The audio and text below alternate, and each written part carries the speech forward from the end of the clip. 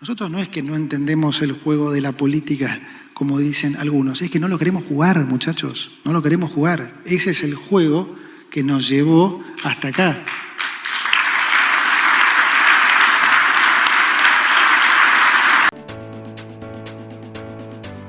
Gracias a todos por venir, muchas gracias a CICIP, a Marcos Perea por la invitación y a todo el grupo. Es un honor estar delante de tantos empresarios tan importantes, como suele decir el presidente, ustedes son los héroes que sobreviven a todas las vicisitudes de este país y que pueden dar trabajo y que pueden hacernos salir adelante. Así que, como digo, un gusto compartir este momento. Voy a contar, digamos, brevemente qué es lo que hemos hecho, qué es lo que pensamos hacer y cómo creemos que va a evolucionar esto. Es inevitable, como bien dijo Marcos, arrancar con la herencia, porque eso de alguna manera también pone en perspectiva la situación actual, ¿no? Entonces, por repetitivo que sea, es importante pensarlo e incorporar esto, porque hace muy poquito tiempo heredamos un país con 15 puntos de déficit consolidado, 5 puntos de déficit fiscal, 10 puntos de déficit cuasi fiscal, un banco central literalmente quebrado, ¿no?, en su pasivo con 3 bases monetarias en pasivos remunerados, que a la tasa de interés real que estaba pagando en ese momento el Banco Central equivalía a imprimir una base monetaria cada 2 meses y medio. Por el lado de los activos teníamos 11.500 millones de reservas netas negativas. Teníamos un vencimiento con el Fondo Monetario prácticamente a la semana de haber asumido, que obviamente no estaban los dólares, y un vencimiento con el mercado, también a aproximadamente un mes de haber asumido, que por supuesto tampoco estaban los dólares. Adicionalmente había lo que se llamó una deuda comercial, pero una promesa de dólares del Banco Central a los importadores, muchos de los que probablemente están acá, por 60.000 millones de dólares, o sea, no solo había reservas netas negativas, sino que además se debían 60.000 millones de dólares, imagínense eso. Y ni que hablar cuando vamos por el tema de la inflación. Ya cuando llegamos estábamos en una inflación diaria del 1,5, que estuvo por 2 semanas, así, anualizada, como suele decir el presidente, estábamos en inflaciones de arriba del 7.000. Y todo esto era con la mayoría de los precios todavía pisados, como se dice, ¿no? Desde la ley de precios justos, góndola, abastecimiento, pero tipo de cambio, tarifas, combustible, es decir, que además había una hiperinflación, digo, más abajo de la alfombra, ¿no? Es decir, que la situación era realmente, no se exagera cuando se dice que era la peor herencia de la historia. Bueno, ¿qué es lo que se hizo? Fuimos, por supuesto, por un programa muy ortodoxo, tanto en lo fiscal como en lo monetario. Por primera vez, digamos, hubo un presidente en campaña que no mintió, que explicó el problema, que dijo qué es lo que iba a hacer, y más importante aún, una vez asumido, lo llevamos a la práctica, ¿no? Y yo diría que, digamos, de manera bien de shock. Y hay una razón por la que se hizo así. Pero digamos que esencialmente lo que hicimos fue primero atacar la raíz del problema, ¿no? Ese primer discurso que yo di en su momento diferenciando lo que la gente percibía como los problemas en Argentina, típicamente problemas de deuda, de inflación, de devaluación. Eso siempre fueron las consecuencias, nunca fue el problema. Esa siempre fue la excusa de los políticos para no tener que sincerar que el problema real siempre fue el déficit fiscal, porque obviamente eso es responsabilidad de los políticos. Y los políticos siempre quieren gastar más de lo que recaudan, no importa cuánto recauden, siempre van a querer gastar más. Entonces, naturalmente, siempre se desvió la atención hacia las consecuencias. Y eso siempre derivó en resolver las consecuencias, ¿no? Pero nunca las causas. Entonces, de vuelta, con la deuda se defaulteaba, a la inflación se le ponía precios cuidados, a la devaluación se le ponía cepo y siempre había algún culpable de eso en el medio. Las crisis eran siempre recurrentes, ¿por qué? Porque en realidad nunca se resolvía el problema de fondo, que era el déficit fiscal. Estas cosas que la gente veía como los problemas era simplemente la forma en que se había financiado ese déficit. Si fuera con emisión, con deuda, o, como hizo el kirchnerismo también durante esos 20 años, con fuerte suba de impuestos. Y todo eso nos llevó a la situación actual. Entonces, nuestro contrato con la gente es la verdad.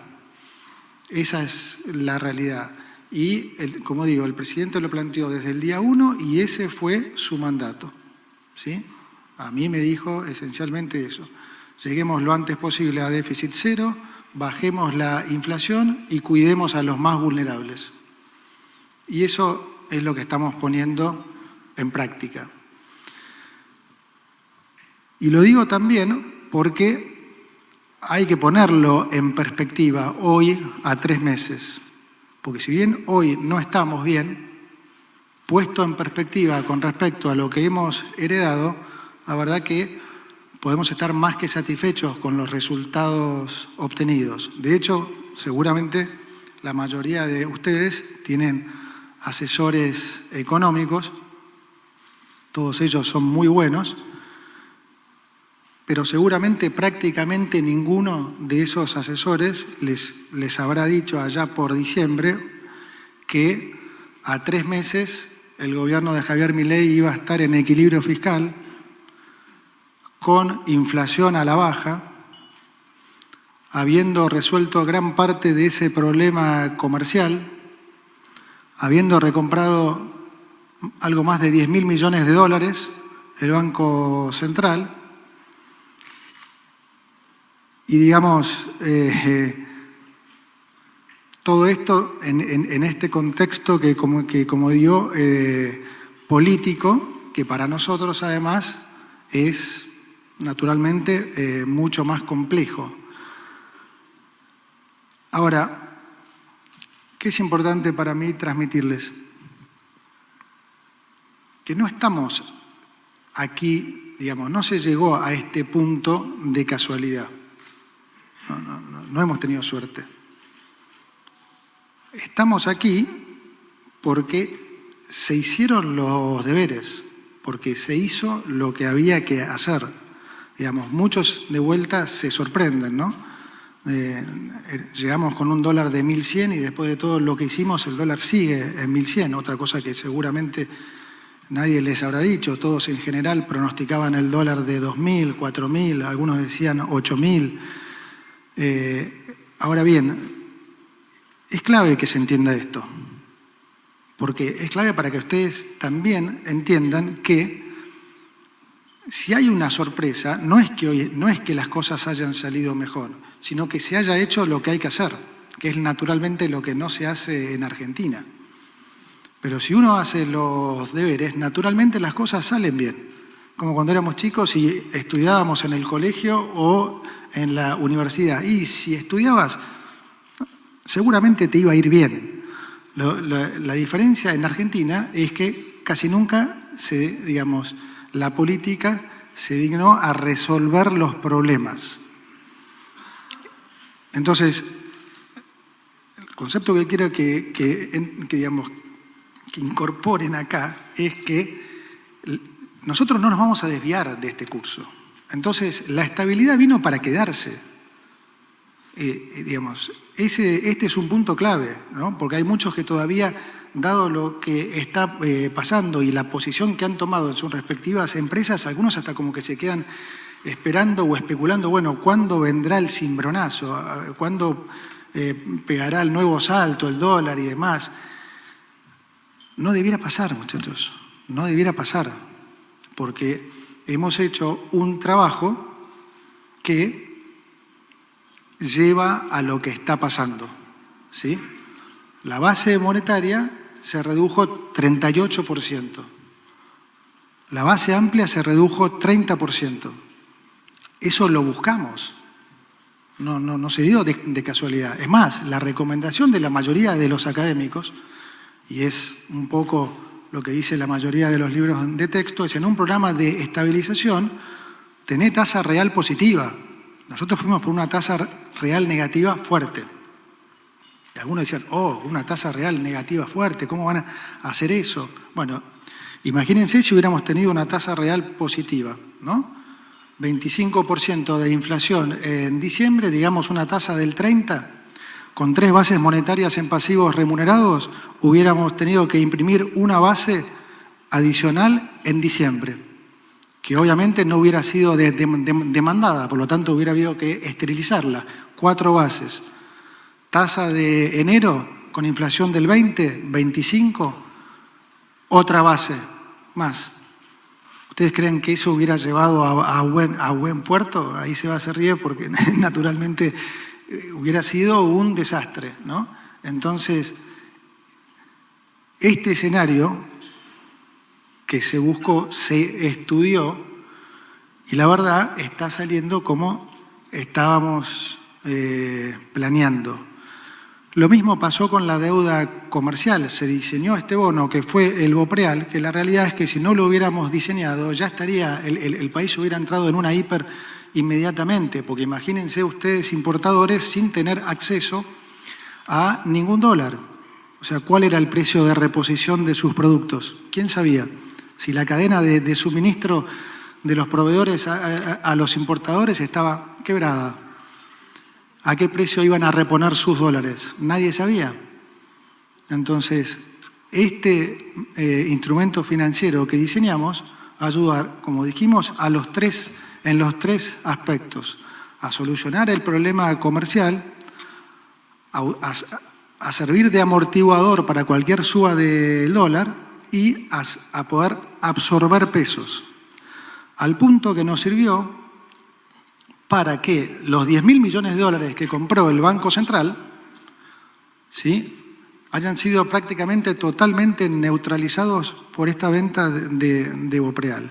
Hoy la realidad es que las cosas también están calmas en el mercado, porque como dije en aquella primera entrevista, en poco tiempo van a empezar a escasear los pesos. Y es un poco lo que está pasando.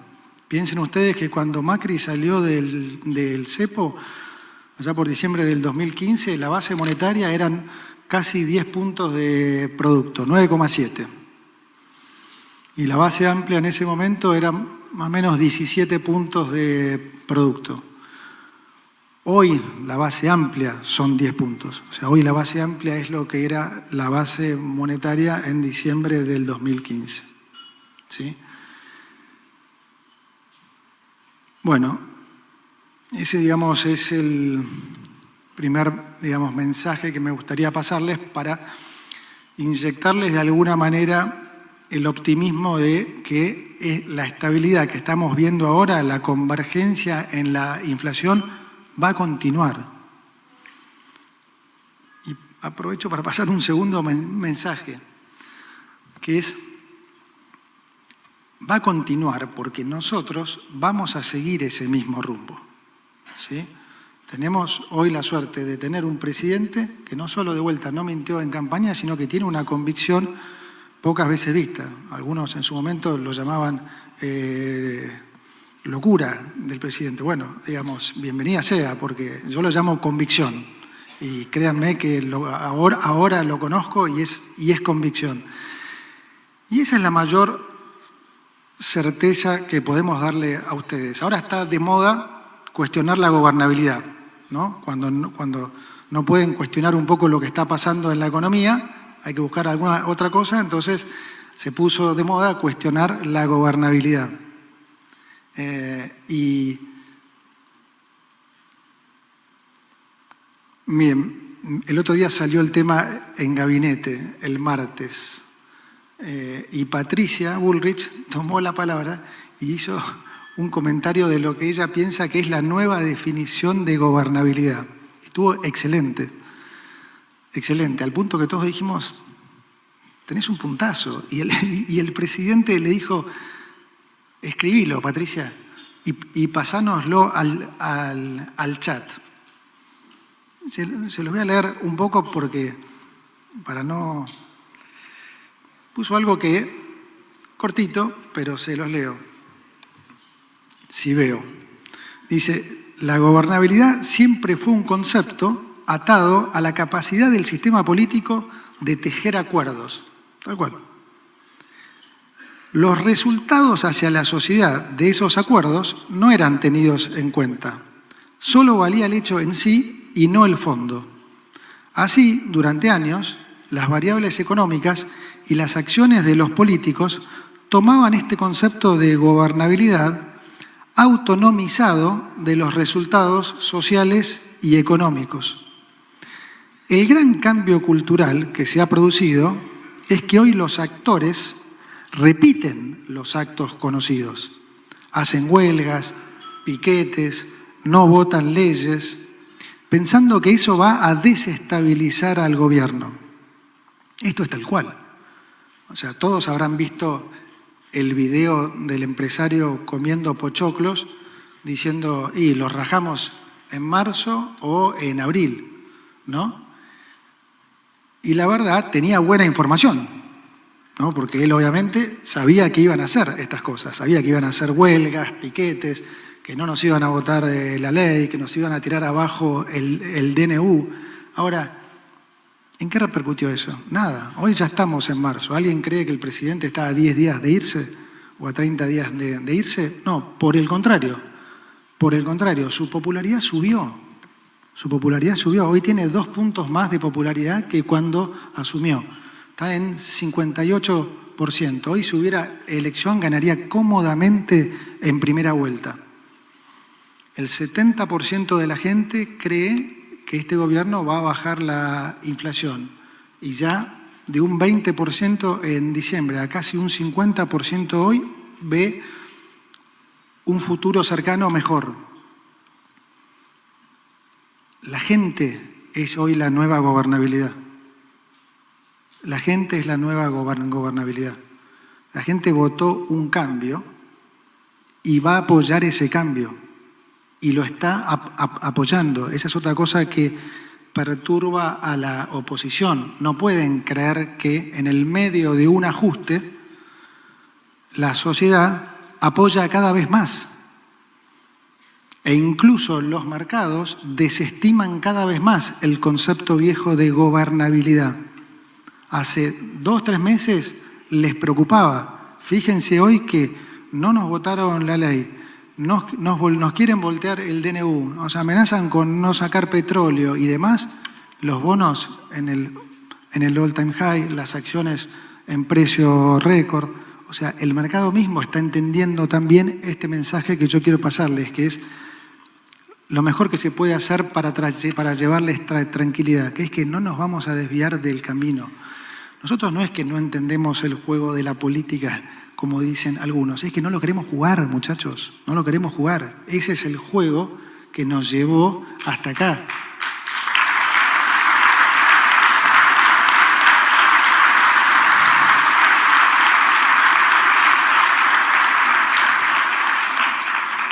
Es decir, el ideal sería el camino que estamos siguiendo acompañados por la política. Y eso es lo que nosotros estamos buscando. Obviamente que ese es el camino ideal, porque si hacemos eso, más rápido vamos a salir.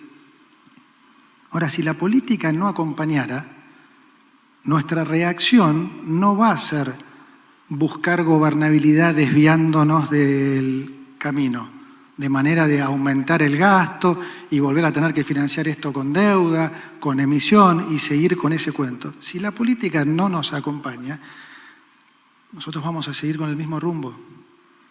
Y eso no va a cambiar y eso es lo que tiene que dejar de vuelta tranquilos a ustedes. Porque si nosotros no cambiamos el rumbo un poco más tarde o un poco más rápido, las cosas van a salir.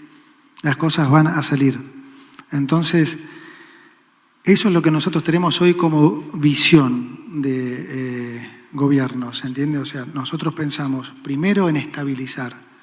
Estabilizar, como dijimos, es bajar la inflación, recomponer el balance del Banco Central, salir del cepo e iniciar un camino de crecimiento, para lo cual es muy importante todo el concepto de la desregulación, porque queremos un crecimiento sostenido, para lo cual tenemos que sacarle la cabeza, el pie de la cabeza a ustedes, ¿no? El pie del sector público. Eso es lo que va a garantizar que el crecimiento sea sostenido. Cuando avancemos eso, ¿en qué se va a traducir para la gente?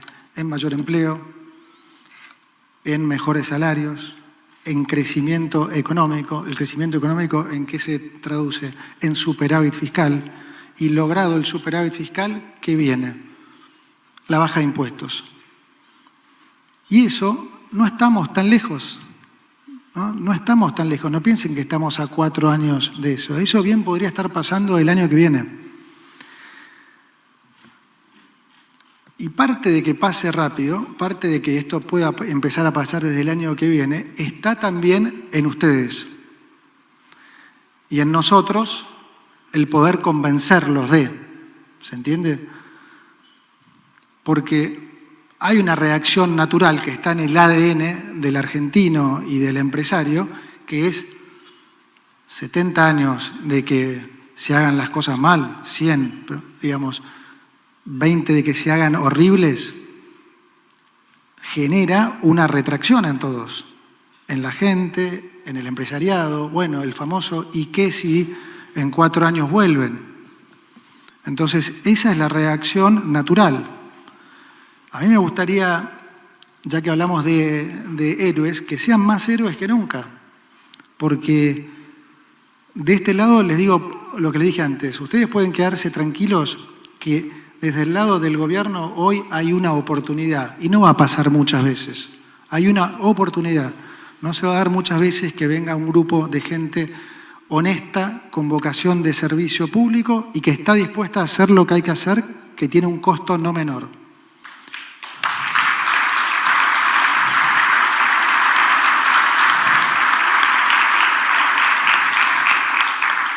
Por eso digo, no sé cuántas veces más se va a dar, pero es muy difícil.